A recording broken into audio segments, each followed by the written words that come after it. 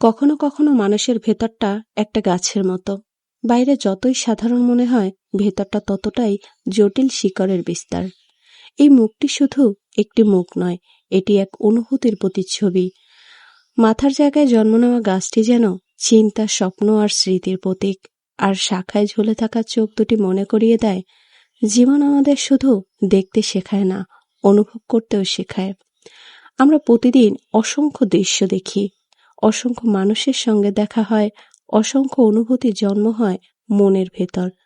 সেগুলো ধীরে ধীরে শিকড় গাড়ে, বেড়ে ওঠে, আর একসময় আমাদের অস্তিত্বের অংশ হয়ে যায়।